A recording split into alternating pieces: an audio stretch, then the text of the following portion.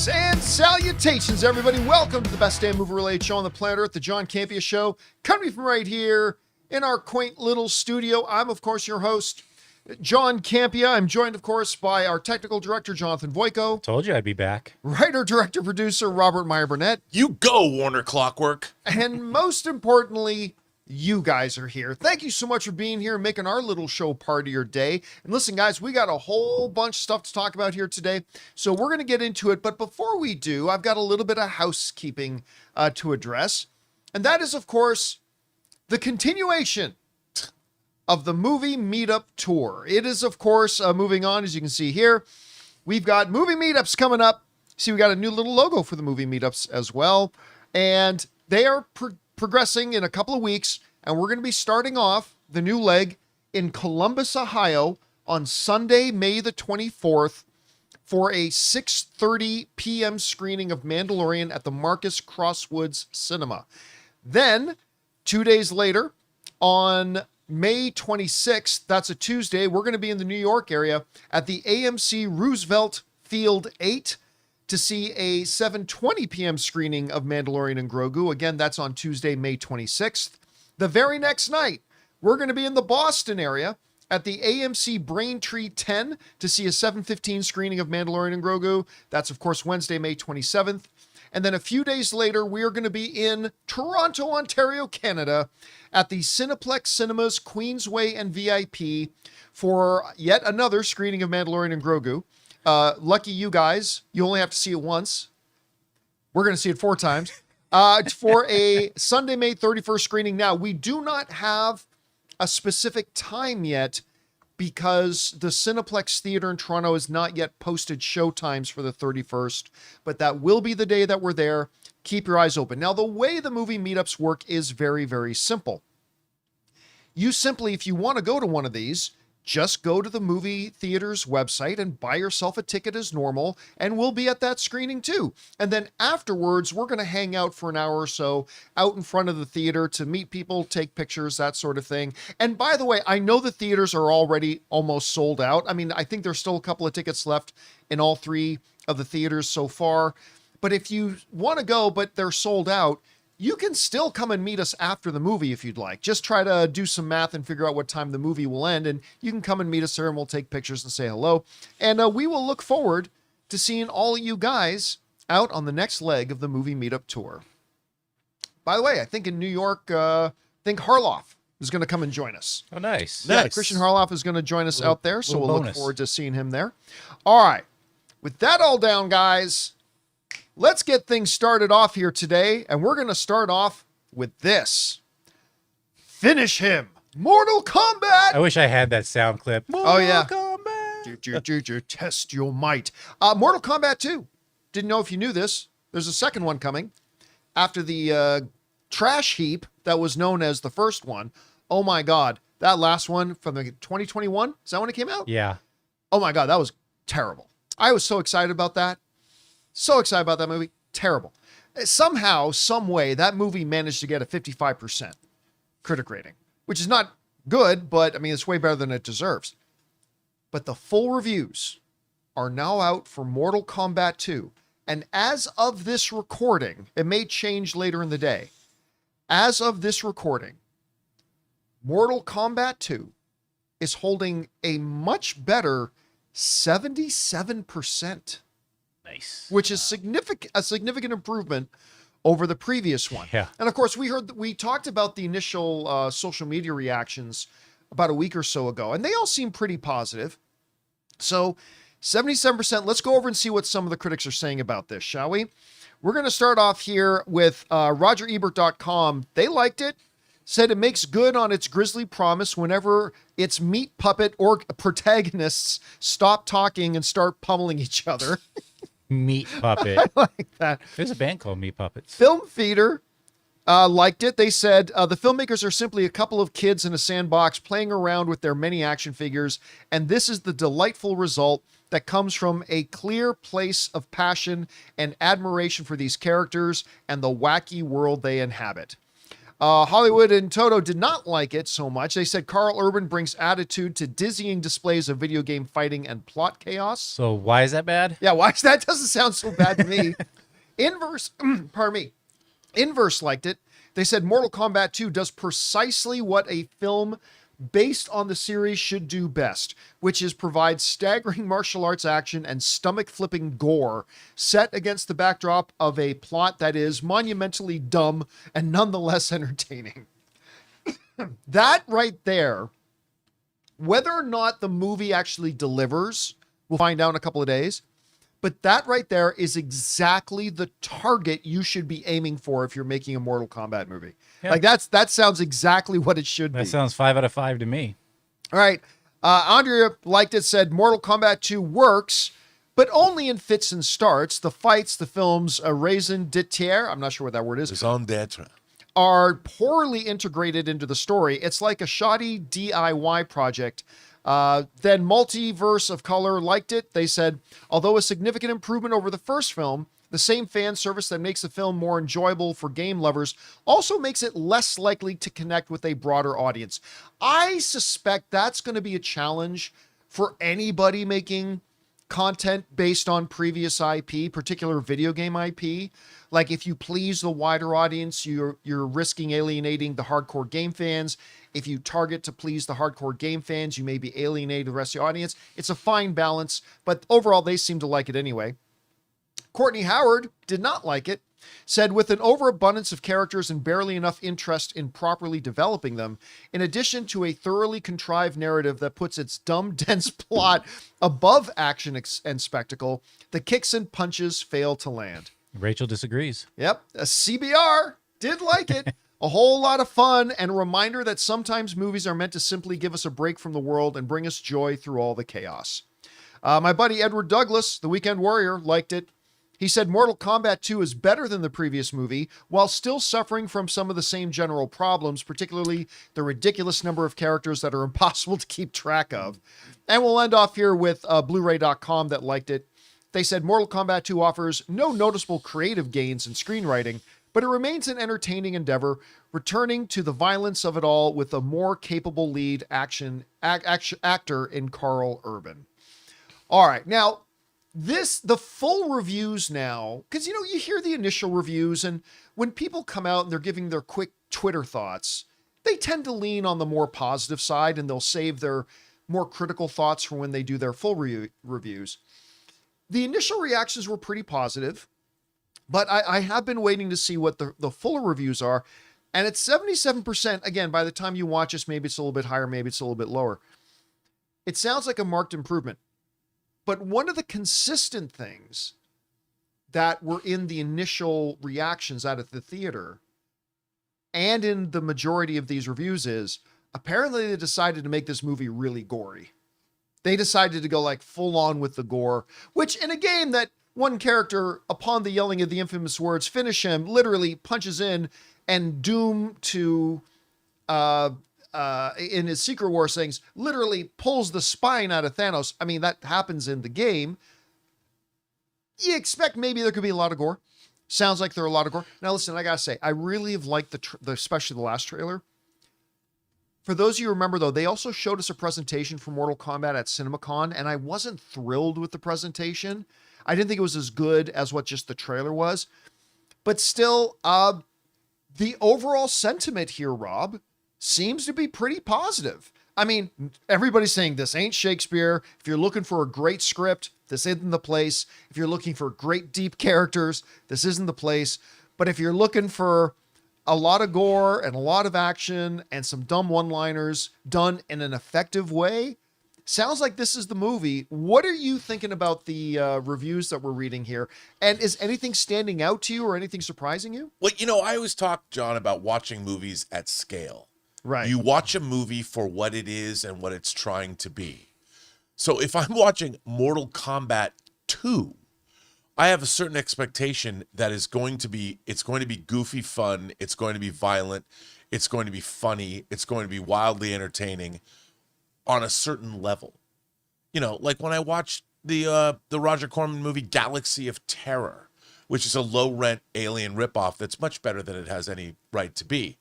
but I still know what I was going to see going into it. I didn't expect it to be Ridley Scott's Alien. I do not expect this to be Lord of the Rings caliber fantasy that I'm going to be seeing unfolding on the screen. This sounds like it's exactly what it should be.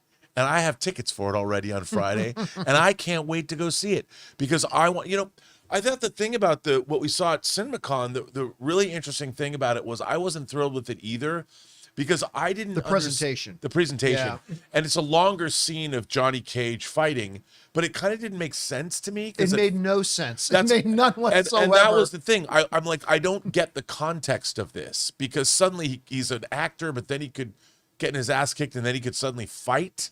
And I think we were missing that context because once it went in, I didn't like it because I didn't get it.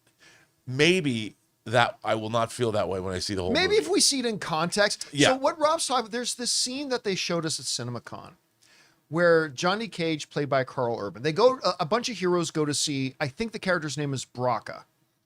And they go to see, he's the guy with the big alligator teeth.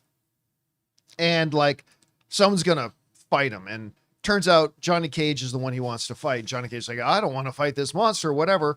So Because he's an actor. Because he's an actor, but he is a martial artist too. So a fight starts and he's using his martial arts, but he's getting his ass handed to him. And then all of a sudden, again, maybe there's context for this later in the film or earlier in the film. But the other heroes is going, remember, you're an actor. Act.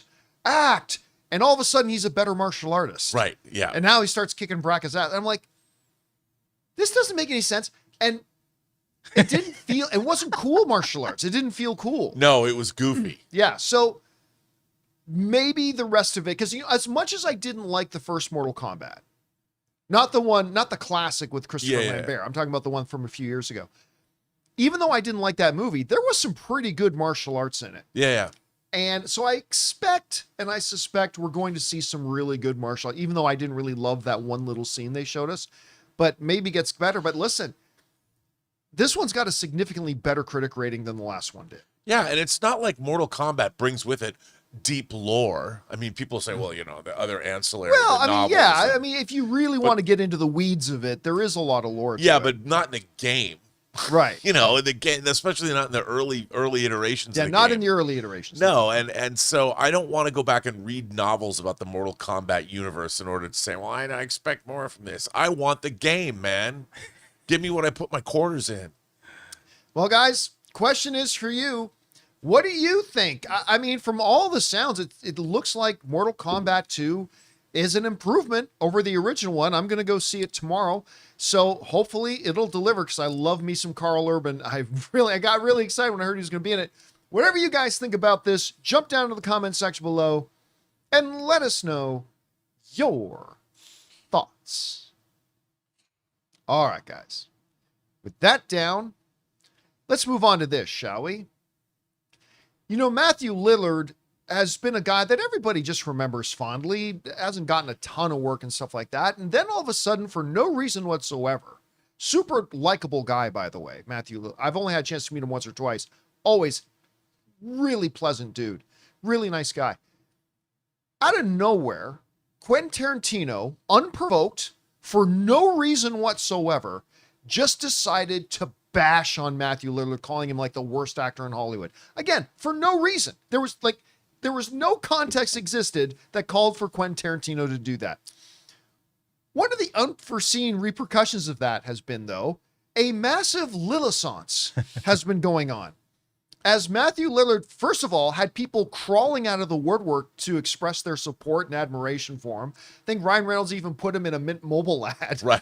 I think so. We love Matthew Lillard, like all that kind of stuff. Other people started speaking up as well and started popping up a lot of stuff. By the way, he's great in Daredevil Born Again Season 2. Oh, yeah. Which we'll talk about in just a little bit. But he's been having something of a Lillissance. Well, the Lillissance continues. Because according to Deadline, as of this morning, Superman's sequel, Man of Tomorrow, has just added Matthew Lillard to the cast. He's going to be in the film. And they wrote the following. Matthew Lillard continues to build on what has already been a busy year. As sources tell Deadline, he is set to join the Superman sequel, Man of Tomorrow, from DC Studios. James Gunn is directing, producing, and penned the script, with David Cornsweet back as the Man of Steel. DC Studios had no comment. It is unknown who Lillard will be playing in the movie. Lillard joins an ensemble that includes Nicholas Hoult playing Lex Luthor, Lars Ettinger, hope I'm saying that right, as Brainiac, Rachel Brosnahan as Lois Lane, Skylar Gisondo as Jimmy Olsen, Sarah Sampaio as Eve Tessmacher, Isabella Merced as Hawkgirl, Nathan Fillion as Guy Gardner. I guess Nathan Fillion doesn't die in Lanterns. Edie Gathegi as Mr. Terrific. He's so good as Mr. Terrific. And Audria Arjona is also on board to play Maxima, and Aaron Pierre, who is, of course, the Jon Stewart Green Lantern, is also in the picture. Yeah. Huge ensemble cast already assembling for this. And you know what? I think Matthew Lillard is going to fit in just great. Oh my gosh, someone wants him as Plastic Clark Brunson, Plastic Man. I hadn't even thought about that. That's great casting. That's great casting. Yeah. He would be a great Plastic Man. And let's get to who he could be playing this little bit. I love that idea. I don't want any more than that. I love that idea because I've already seen a lot of conversation online about people, even in our own live chat before the show started, who could he be playing? Now, again, whenever an actor who we know joins a movie, we instantly think it's going to be some big comic book character. It may not be. He may just be playing a new character, like a character who's there who's not necessarily a superpowered character. Although I really do like Plastic Man. Let's get into that in just a bit. Rob, let me go over to you, though. You know, it's already pretty big cast. Matthew Lillard's now been added to the cast. The movie's already started shooting, so that means he's probably was cast in the role like 2 months ago. But what do you think about this addition to the movie? I think it's great. I mean, look, he's the kind of actor, look, you know, he's got a certain way of doing things, all the way back to Scream 1. You know, and SLC Punk, if you've ever seen that. Love that movie. Yeah, and he definitely has a kind of a heightened there's a heightened Lillardism about the way he deals with things. And I think that heightened Lillardism will fit right in with what James Gunn. He's a James Gunn kind of actor. He's kind of got a Michael Rooker. Michael Rooker has a different Rookerism. Sure. That Lillard has a Lillardism, but they kind of belong in the same universe. So it doesn't surprise me that Matthew Lillard is in this movie. I think it's a great addition. I don't know what he's playing, but man, Plastic Man would be great, or Elongated Man. But Elongated Man is more grounded than Plastic Man is. And I think as Plastic Man, that'd be awesome. Even though I don't, now I want him as Plastic Man. I can't see him as any other thing, but I'm in. You're totally right that, and I hadn't really thought about this before, but you're totally right when you say Matthew is a James Gunn kind of actor. Yes. He just seems like the type of guy that James Gunn would hang around with and would make these types of movies with. Now, if in case any of you are wondering, why are you geeking out so hard over the idea of him playing Plastic Man? Isn't that kind of a stupid character? I always would have agreed with you. Always. Until, well, two things. One, there was the sequel to The Dark Knight. Yes, I was going to say, well done. Nice pull. That's exactly right. Of course, maybe the most iconic comic book story ever, The Dark Knight. But there was a sequel to it where Batman decides that they need to break out Plastic Man. And there's a moment, because up until that time, everybody thinks of Plastic Man, you know, as this silly jokester, whatever. True. But there's this panel in the comic where you see the internal monologue of Bruce, of Batman, an older Batman. And basically, without going into all the other stuff he basically says this: we've got to be careful because they haven't mentioned, remember, in the comic at this point in this frame, we don't know who it is they're breaking out yet. We just know they're breaking out somebody and everybody says it's a bad idea. And Bruce said, we need him. So they're breaking him out. And then Batman says in his head, he could kill all of us easily. I'm like, who is that he's going to break out? And it's Plastic Man. That's exhibit number one. Exhibit number two, and one of my favorite things in the last few years, one of my favorite comic stories that I've read was actually, and it comes out of the video game, but was Injustice Gods Among Us Year One. Like that was a brilliantly written series of comics. It was really, really good. But later on in Injustice, Superman and his what I don't know what to call them at this. What do they call themselves? But anyway, the Superman and his followers, Oh yeah. they end up arresting Plastic Man's son.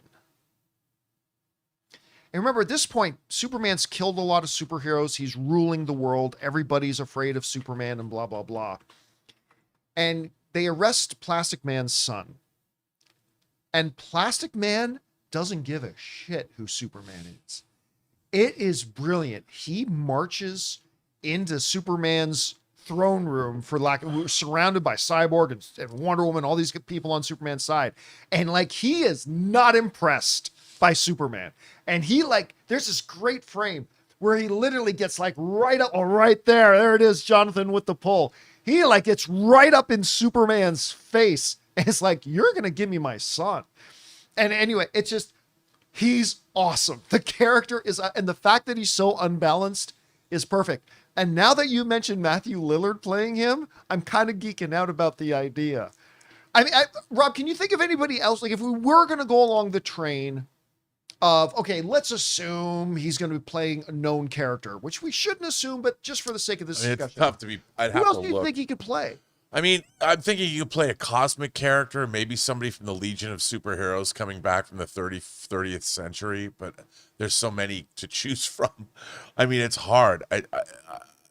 I don't know. I'd have to sit there and look at the who's who of the DC universe to Yeah, because I think. don't see him playing yet another Green Lantern. I don't see him playing Kyle Rayner or another Green Lantern or He's anything got to like that. have something that has some kind of a cynical or humorous bent, kind of like what he did in Daredevil. Well, I was thinking about that too. The only reason I wouldn't like that is because we just saw him working for the government in Right. Daredevil.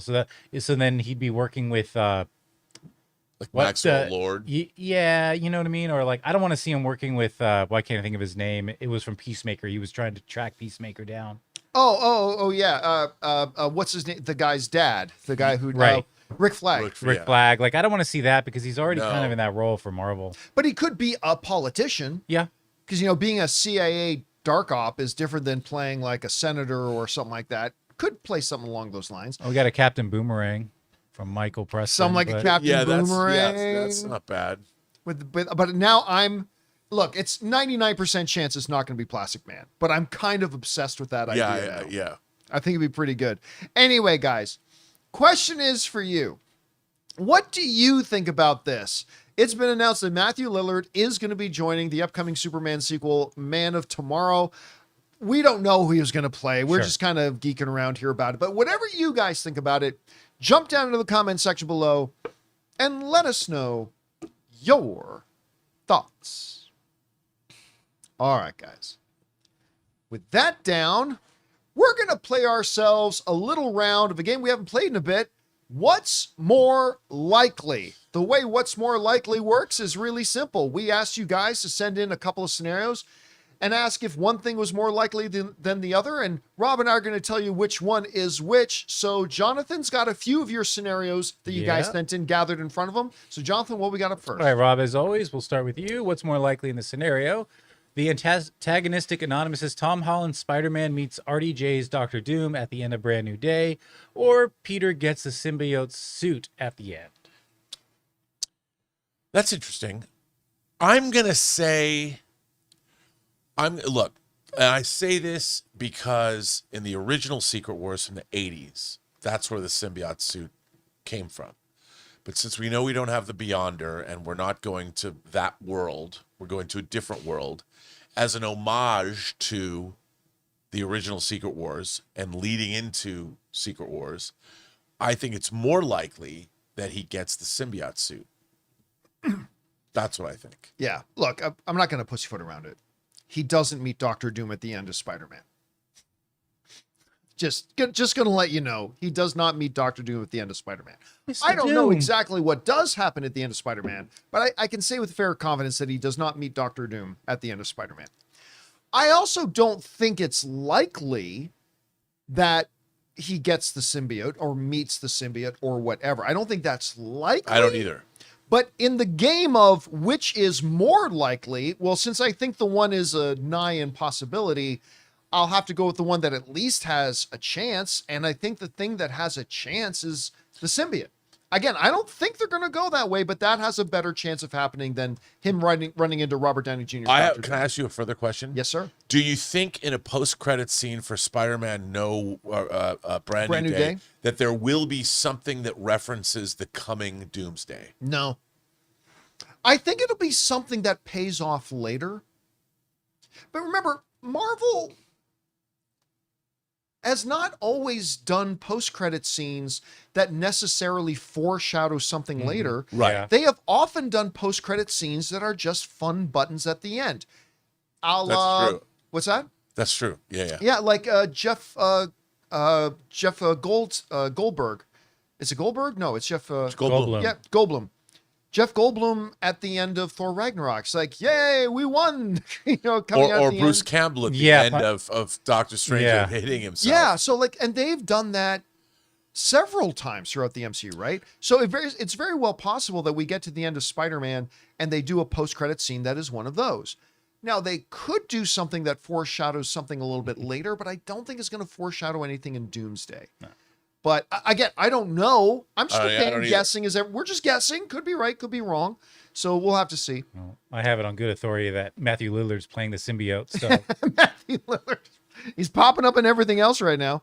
All right, what's we got next? Next one up here, going to you, John. What's more likely here? We're going to hear from Al. What, a Smash Brothers movie or a Mario and Sonic crossover movie? This is another one of those what's more likelies where I feel like both are unlikely, but only one of those two scenarios has the studio already said they're not doing. Remember, they were talking to them about a possibility of Smash Brothers, and the studio had said, don't expect anything like that anytime soon. They're simply not working on one. They're not developing one. At least that's what they said. They came straight up and said, don't expect a Smash Brothers. We're not kind of working towards that right now. I also don't think it's likely that we see a Mario and Sonic because Sonic is a live action franchise. Yeah, it's a different tone. Yeah, it's so, I mean, and that's what makes Sonic great is the whole live action part of him, that he's in a live action world at any rate. I don't know if it would be as cool or effective or have that true crossover feeling if you suddenly have Sonic now not in his live action environment. Then it's not truly a crossover. Right. But I do think that's more likely. I think, again, I just don't think they're going to be doing a Super Smash Brothers, at least not in the next 5+ years. But I see there being a chance of them doing again, I don't think likely, but there is a chance they could end up doing a Mario and a Sonic crossover, at least more of a chance than us getting a Smash Brothers movie in the next 5 to 10 years. So I don't know. I'm going to say it's more likely we get the Mario Sonic crossover. Rob, what about you? I agree with you. I mean, look, for all the reasons you stated, I can see Sonic moving over into a Mario universe or Smash Brothers movie far more easily. It just, I mean, first of all, it'd be fun. I don't think it's a big stretch to say, oh, that'd be cool.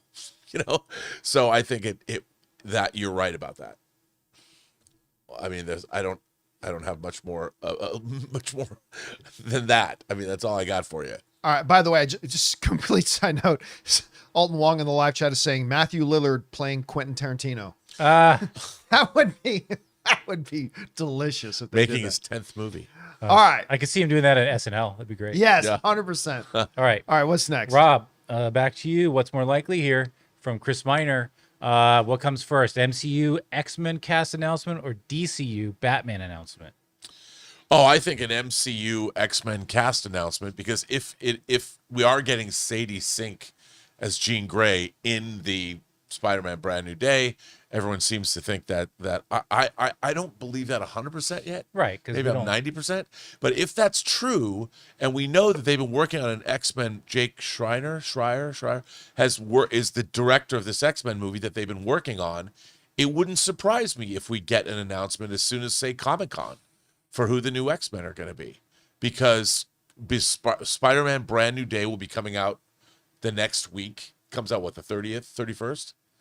So the week after Comic-Con, I think this year is when Spider-Man comes out. And I would imagine Marvel's going to make a big, big deal at Comic-Con this year. So I would imagine that would be the time they would make the announcement. Yeah, I mean, look, you raise a perfect point. They've already kind of started revealing the casting. Sadie Sink as Jean Grey. By the way, nobody at Marvel has confirmed she's Jean Grey. No. It's just the worst kept secret out there. I mean, Sadie Sink as Jean Grey is brilliant casting. Like, she's tremendously talented. She's kind of hot right now, coming out of Stranger Things. She's a great age that she could potentially play this role for the next 20 plus years if everything. I mean, she was kind of playing Jean Grey in Stranger Things. Yeah, I know. yeah, like not too I far mean, you know. removed from being that already.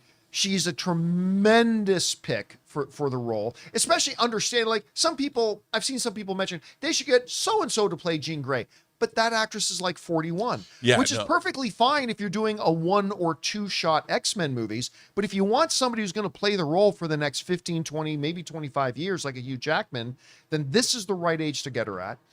I think you are 100% right. You and I have no insider information on this, but I 100% agree with you that they're going to be making X-Men, maybe not the whole one, but they are at least going to be making a number of X-Men announcements, particularly with cast at Comic-Con Yep. this year. And leading into Spider-Man, in which Sadie's already in there, and like, of course, Sadie's not going to be alone. Blah, blah, blah, blah. They'll play the music, and they're going to bring out That sounded like Gone with the Wind. yeah, but they're going to bring out Mahershala Ali in X-Men Blade. Yeah, no, that won't happen. But with Batman, I just don't think they're that imminently close yet. I just don't think they're at that point yet. And so, do I see them maybe announcing who Batman is by the end of the year? Yeah, I do. I even think there's a chance they may have already cast their Batman. They're just not letting anybody know. Yeah. But I agree with Rob 100% on this. I think we're going to know who at least a good chunk of the X-Men cast are going to be come Comic-Con. At least the ones that are going to be our mainstays that are going to be around for a while. I'm sure there's going to be 4 or 5 big names that get announced who are only going to be in 1 or 2 movies. But like, as far as our core key cast, our Professor X, our Jean Grey, our Scott Summers, I think those ones we're going to get at I mean, we're only 2.5 months away from Comic-Con. Which is crazy. Yeah. We can start deciding if we're going to go to Comic-Con this year or not. Yeah. I mean, I've been going out for like one day here or there. I didn't go last year at all, but yeah, I think I might go this year. Yeah, you should go. I might just go. All right. What's next? All right. We're gonna.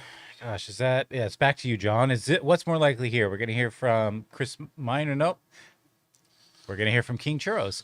Doomsday fails to make at least 400 million, or Supergirl hits 1 billion. Oh, I mean. Okay. Again, a scenario where I don't think either is likely. Supergirl is not going to make $1 billion. Okay. I'm not trying to be negative. I think a pop bottles of champagne mark is 500 million.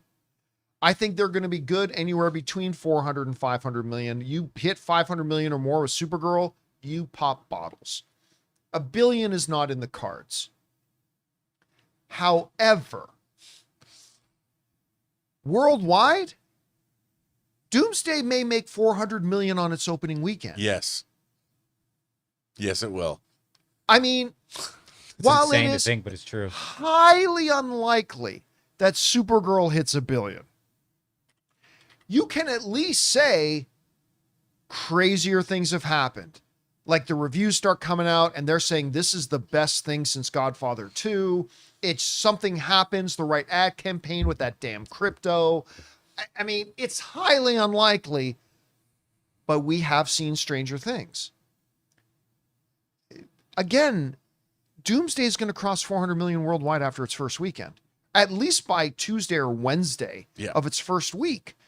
It's simply not possible that thing makes under 400 million. So, in the question of what's more likely, that Doomsday makes under 400 million or Supergirl makes $1 billion, it's more likely that Supergirl makes $1 billion, because at least that's possible, despite however unlikely. Anyway, Rob, what about you? Well, Supergirl's not going to make $1 billion, but Doomsday is not I mean, making less than 400 million, That'd like be you said, insane. it's absolutely going to make $400 million plus. In its, I mean, if it opens on a Wednesday, you know, but if it's a 5-day weekend that it's playing, remember, it's Christmas time too. So everybody's going to be out of school. Everybody's going to be celebrating. They're going to be Christmas shopping. Doomsday, it would not surprise me if it has the largest opening of all time. That's how big it's going to be. It's Endgame possible. was 357. Yeah, well, there That's you go. insane. That's a number that is just hard to even comprehend, that there's enough seats in the world, or at least in North American movie theaters, to sustain 357 million. But that's just North American. Like, again, worldwide, I just don't see Doomsday not making 400 million in its opening weekend worldwide. You know, it's funny. I've often pondered this since we saw it at CinemaCon. I think there's a good reason. Like, I don't think they were ever planning to release that Doomsday trailer that we saw at CinemaCon publicly, because that trailer was limited in scope in terms of what was shown overall when you think about the whole movie. I think they're waiting because they don't need to. But okay, Show it. We've had this same discussion though when Infinity War was coming out, when Endgame was coming out, and you had the they don't need to do anything, and yet they do it. No, They no, always no. I do. don't mean, but I mean they don't need to do it now. I wouldn't be surprised if they open it in front of Mandalorian and Grogu. But what I was going to say is I think they're adding more to that trailer. I think there's more things they wanted to put in it, you know, and I think it won't be exactly the same trailer that we saw at CinemaCon. I think it's going to be even bigger. You may be right. I'll disagree, but I wouldn't put money against you on this, that they may just add a few things. But when I look back at, say, the first trailer for Infinity War and for Endgame, like, remember the one, it was just kind of that voiceover with old footage. Yeah, right? that was great. It was great, but again, really not showing much. No. Yeah. And But it might be this trailer, I was saying this trailer feels, the one we saw at CinemaCon feels like it's meant to be a crowd pleaser, not a trailer for stuffy movie theater executives. You know what I mean? So that's why right. I kind of think it will be the one, but maybe with I a mean, little it bit might added very well footage. be they released the Evil Dead Burn trailer that we saw at CinemaCon Yeah. yesterday, which is a banger of No, a we talked about that one at CinemaCon, but yeah, that was great. I still want to see this whale fall footage trailer. Oh my God. Yeah. I don't know that I can watch it again. I honestly don't. It stressed me out. That whale fall footage stressed me out so much. I don't know that I And can the watch thing it is, again. the trailer itself they're never going to show as much footage in a trailer as they did Sure. show us at CinemaCon. Oh So no, the because whole that was thing. like what, 5 minutes? Yeah, it was. I don't think they can capture in a trailer what they showed us in those 5 minutes. Yeah. Like, yeah. like my heart, I was sweating. I could barely breathe. Anyway, but getting back to the Avengers Yeah. trailer, Avengers whale fall. I really, the Avengers trailer that we saw really does feel like it's meant to be a crowd pleaser. Yeah. And listen, I have said that I expect them to drop it before Mandalorian comes out. They could. We're getting closer and closer to Mandalorian now. So the likelihood of me being right about that is still possible, but the chances of me being right are shrinking day by day. Yeah, I mean, it's 12 days from Friday. Yeah. So I mean, maybe they drop it out of nowhere, surprisingly, or maybe it does play in front of Mandalorian and Grogu. But I do think they are going to show it. But you may be right. I mean, it might just be something that they kind of slice together just for CinemaCon. I mean, it was good. Possible. I just think that they could probably add a few more to it. You know, It's the first trailer. I don't think they'll want to put much in it. They don't normally put too I know. much in their first trailer. So if they wait for a Comic-Con though, which would be huge, then they can still run it before Spider-Man. You know? yeah. yeah, and that might be what they're waiting for. Or Spider-Man could be trailer 2. Although that'd be a long way out from the movie to be dropping their second trailer already. Yeah. Anyway, still a lot of questions surrounding that. Okay. Okay. Yeah. Let's move on. What's All next? right, Rob. Over to you. Uh-oh. Is this an overreaction or what's more likely here? Wrong Not game, overreaction. Jonathan. Versus. Okay, Michael says the Odyssey or Dune Part 3 underperforming. I mean, I don't think either one are going to underperform. But if one does, I think it's going to be the Odyssey because it's the unknown quantity. I mean, Dune 3 has Dune 1 and 2 behind it, and I think with the quality of those films and how many people have come around to seeing them over the last couple of years, that Dune 3 is going to be huge. You know, and after what we saw at CinemaCon, I'm like, No, so I think the only movie that could possibly underperform is The Odyssey, especially after seeing a little bit of the backlash against the trailer that was released the other day. Which is ridiculous because that trailer was great. I thought it was a really good trailer. Daddy. I will once again. My dad's coming home, Dad. Once again, I'm going to agree with you on this one. Look, whenever you use the word underperform is a loaded term, because you can use the word underperform to make anything fit your narrative, right? Like, the Marvel, Captain Marvel made over $1 billion. Yeah, that underperformed. Came in between the two Avengers movies. It should have made $2 billion. So at $1 billion, it underperformed. Like it's a word that you can use to move the goalposts and make it say whatever you want. Yeah. If we're going to try to be sane about it, like Dune has never been $1 billion franchise. It was like I said before the first movie came out, this is not a movie that's for everybody. It's higher level sci-fi that's never been a broad appeal sort of thing. So what does underperform mean for Dune? I would say like 400 million probably means underperform. Sure. It's going to do over 400 million. Yeah. Whereas a lot of people, I admit myself too, were kind of expecting that Odyssey has the potential to be $1 billion film.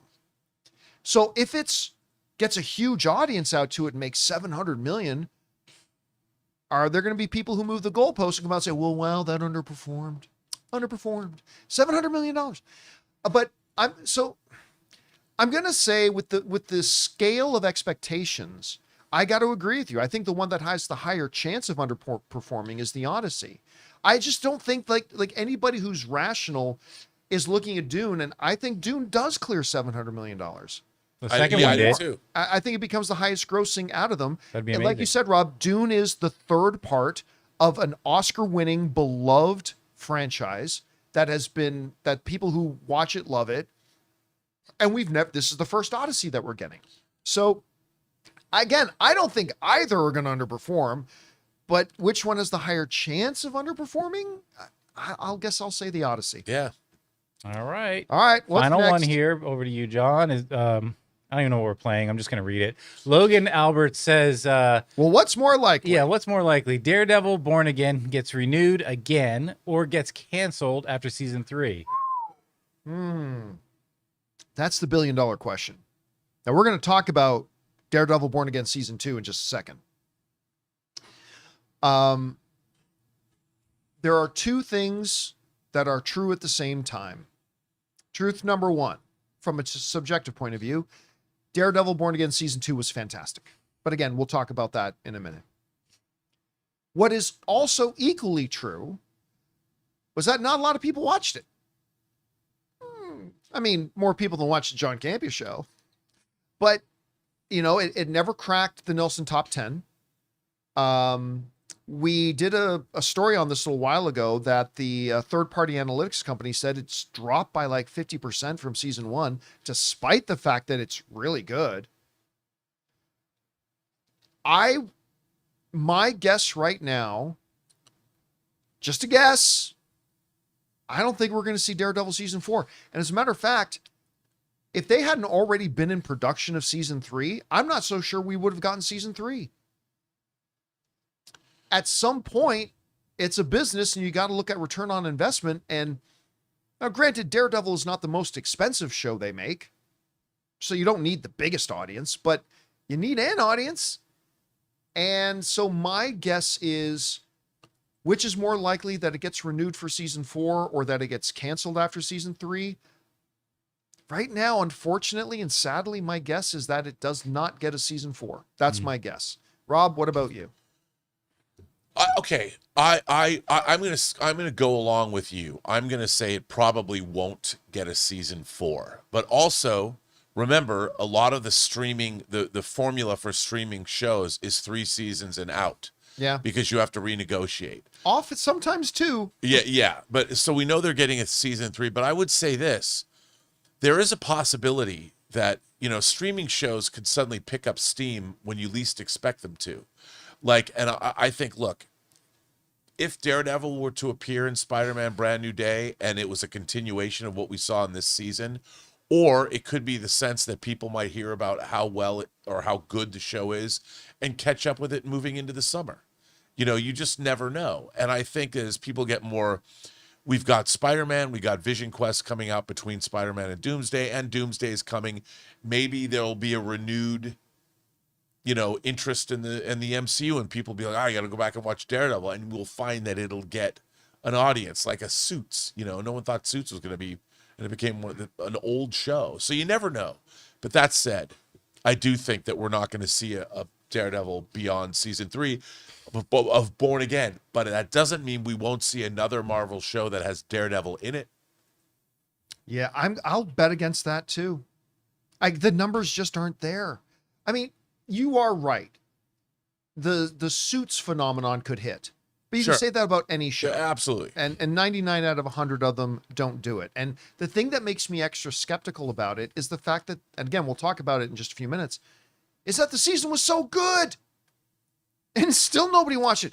And I question how much the other Marvel stuff is going to give it a bump, because they have isolated Daredevil so much from the rest of the MCU that, like, you can't rationally explain, how does Mayor Fisk do what he's doing to the city, and Spider-Man, who lives right up the street, never once any of the other heroes in New York. I mean, they've isolated it so much from the rest of the MCU that I'm not sure, even if Daredevil makes a cameo in Spider-Man, which I do not think he's going to do, but even if he does, I'm not so sure that gives it a bump at this point. And I'll tell you something else. So there's one thing we keep forgetting. I've talked to people who've seen the show. People are saying that Spider Noir is really, really good. I'm getting more and more excited about seeing Spider-Man some people, Noir. they've shown it, not the whole show, but they've shown a lot of it to people. And I've heard nothing but great things about it. And that too, people might want, if Spider Noir, I mean, it's a totally different show. It takes place in the 30s. It's Nicolas Cage being Nicolas Cage, but maybe that'll create more of a thirst for another Marvel show, and people will go back to Daredevil and revisit it. I don't know. I keep forgetting it's coming out. You know what I'm really curious about now?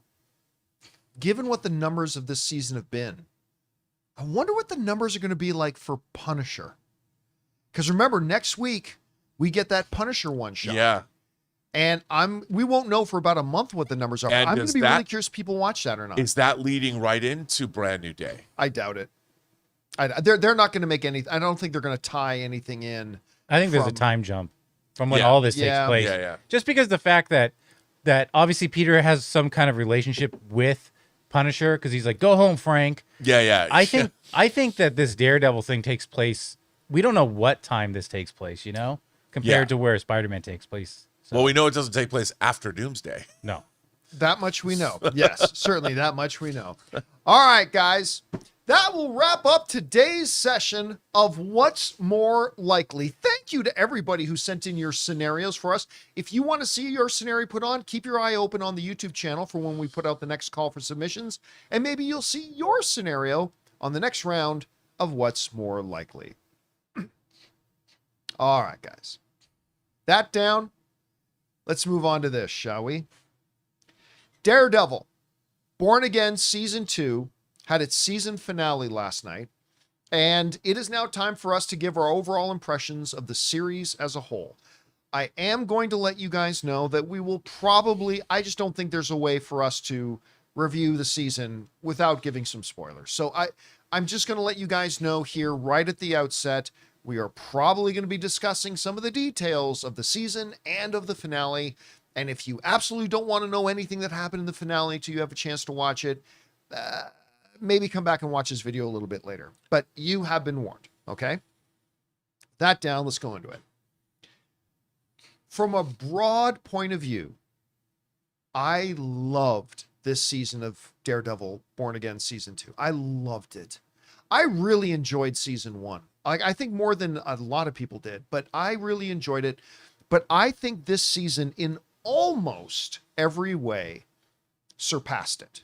The one thing that I would say Season 1 had that was a little bit better than in Season 2 was in Season 1, there wasn't a ton of it, but there was a little bit more joy. there were a couple episodes that just kind of made you feel good. There was not a whole lot of joy in season Not 2. in season 2. Like none of that, no happiness in season 2 whatsoever. But other than that, I think season 2 in just about every other conceivable way was an improvement over the last season. I just thought it was an absolute blast. And I had a great time with it. And, getting to see Kingpin being Kingpin again after what we saw him in Hawkeye as the infamous leader of the tracksuit mafia. Bro. And the Hawaiian shirts and all that great stuff. So we got into the finale, and it was a heavy, I think it's fair to say, dour kind of season. But we got into the finale last night. And first of all, let me say, kind of set up, I think, brilliantly by the events of the previous episode, where Buck takes out Soprano Jr., which is not what they originally planned or filmed. Nope. They filmed Buck letting him live. They changed their minds and then CG'd him shooting him because they changed their minds. And you know what? I actually think a more ballsy move. And I think it became more emotionally relevant as, BB keeps looking back at the pictures of her and him. And like, I thought that it actually had some weight to it when they did that. It was hardcore. So it all comes crashing down in this massive courtroom standoff. Something She-Hulk maybe should take some notes about. Or Joker too. Or maybe Joker as well. So they get in there and basically Kingpin has his "you can't handle the truth" kind of moment on the stand. Which is great. Very reminiscent of that, as a matter of fact. I love the scene when Matt's in the judge's chambers and Kingpin is still out in the main court of the witness stand, and he knows full well Matt can hear him. "Matt, I'm more than happy to play this game. You are." And he's whispering under his voice, but he knows Matt can hear him. And then that moment, that scene when the crowds are trying to break into to get to Kingpin because he's basically holding the city hostage. He's like, "Open the doors." And he goes out and he goes full Hulk mode and just starts killing people like left, right, and center and all that kind of stuff. I don't think it was the best season finale, but it was good. Yeah. And it was satisfying. And the one thing that it left me scratching my head with about, when you consider everything they just proved him guilty of, including the governor showing up and saying, "You tried to assassinate me. We've got your assassin. You tried to assassinate me. You were weapons dealing. You killed our police chief. And then, on top of all that, you just killed about 40 people." Now, granted, he might be able to go into a court and claim self-defense in killing those 40 people, and he would have a legitimate defense on that. They were there to beat the crap out of him. But just the idea that at the end of it, he gets to go away. It ends with him on a beach. I thought that's a little bit odd. That's a weird choice, but it is what it is. Collecting 20%. Collecting 20%. So, but again, overall, I thought the season was fantastic. It did kind of miss Punisher a little bit. But then again, after the events of where we left off with Punisher at the end of season 1, it kind of makes sense that maybe he's gone off to do something. So there's that. I'll let that go. But yeah, I just thought it was great. Anyway, but a huge choice for him to reveal his identity. That's a genie you can now no longer put back in the bottle. For it almost feels like, well, that's the end of Daredevil, because now everybody knows who he is. You can't undo that unless Doctor Strange comes along and helps cast a spell, which I don't think they're going to do. By the way, Doctor Strange also lived up the street from the mayor's office. Where was he? Anyway, Rob, you watched the conclusion. of Daredevil Born Again Season 2. What were your impressions of the season overall? And what did you think about the finale? Look, I really liked this season. I thought the stakes, the way they amped up the stakes and everything that was going on in the city made it really interesting. You know, it felt like reading a Daredevil comic in the 80s, you know, the actual original Born Again storyline. It wasn't at all like that storyline, but it felt kind of that the way when Frank Miller came back and started writing Daredevil again. I liked all that. I liked his relationship with Karen. I really liked watching Kingpin get wound up. You know, how it started out. Like, you could see, like, okay, I'll try and do this mayor thing. You know, he was trying to, and I loved seeing how he was annoyed with photo ops and having to do all this stuff. And I love that scene where he's like, we're going to fix the streets. Yeah. You know, and how, well, that was in the first season. That was- Yeah. But I liked the whole thing with, you know, the boat and the CIA and the government being involved. And it was just, I really enjoyed watching all of that, like how Kingpin was being developed and his relationship with his wife and going to therapy, a little Sopranos action in there. And, you know, it was really interesting watching. Look, I felt that the whole season was compelling watching. I didn't know where it was going to go. I didn't know from week one to the next. It was not predictable to me where it was going. And I found that alone made it more interesting than I thought. Like, you know, when Matthew Lillard even showed up, or what happened to Vanessa, you know, and all this stuff.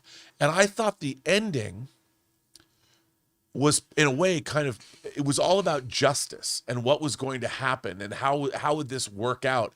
And, you know, it was Matt Murdock using truth to win, as opposed to using a quote unquote win, as opposed to brute force. And I thought that was an interesting choice. I mean, I really liked everything that went on, and I found it did not insult my intelligence. I found it interesting and compelling viewing. And I thought the acting was top notch. I thought the production value was great. I thoroughly enjoyed it. Did I think it was all perfect? No. You know, there were certain things early on that I didn't think were dealt with as well as they could have been dealt with. But I thought it was really great stuff. And think about it. This was a Marvel show. And I thought that this showed that, along with Wonder Man, it showed that the MCU, I had not been impressed with much they'd put on TV.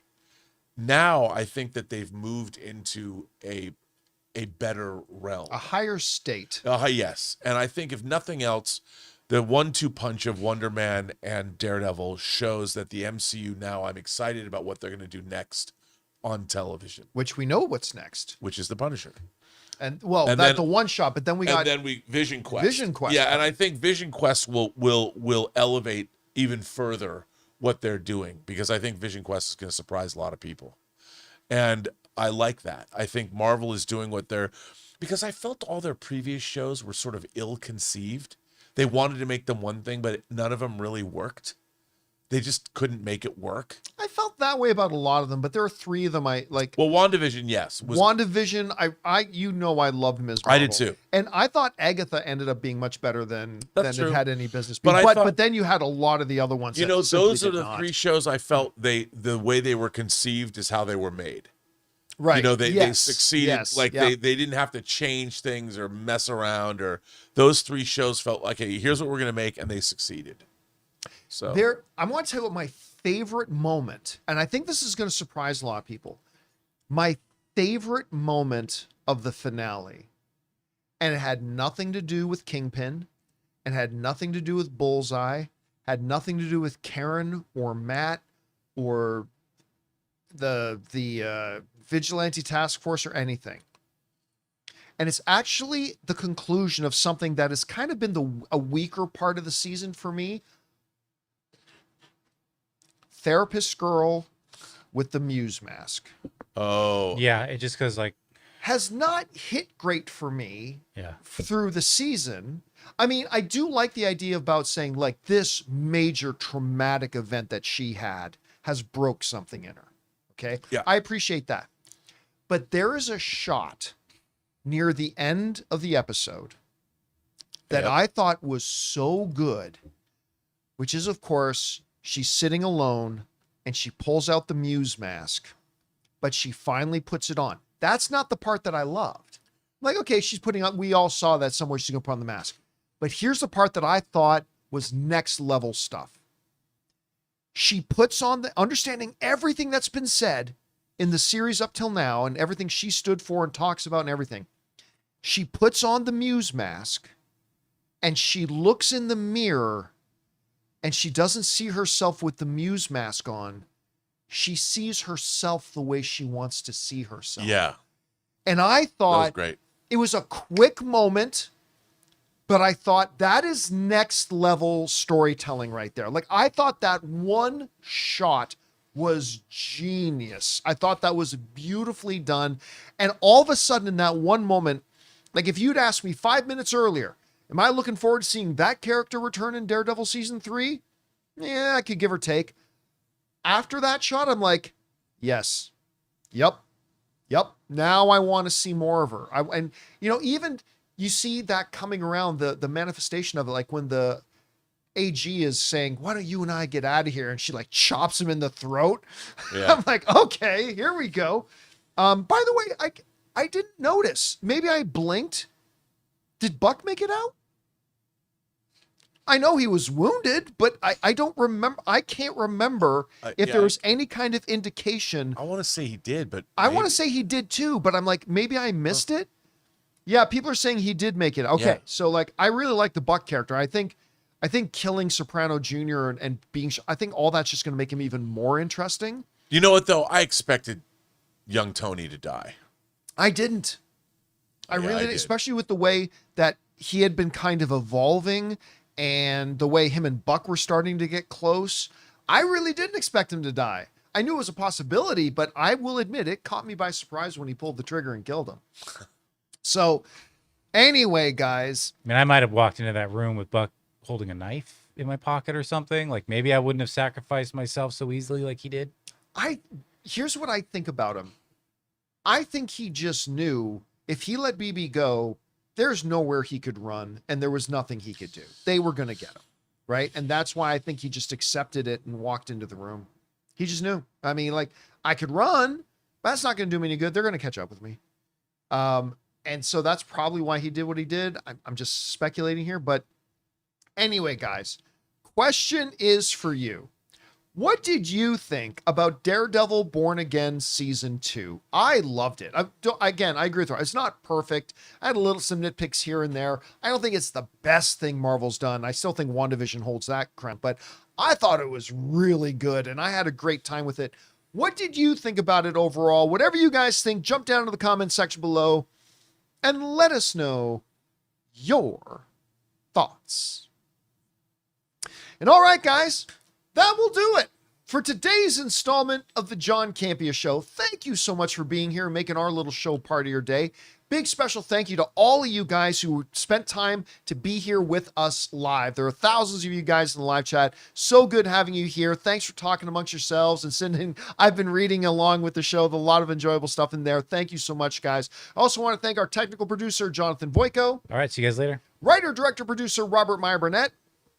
My name is John Campea, guys. Thanks so much for being here. And until next time, my friends, bye-bye.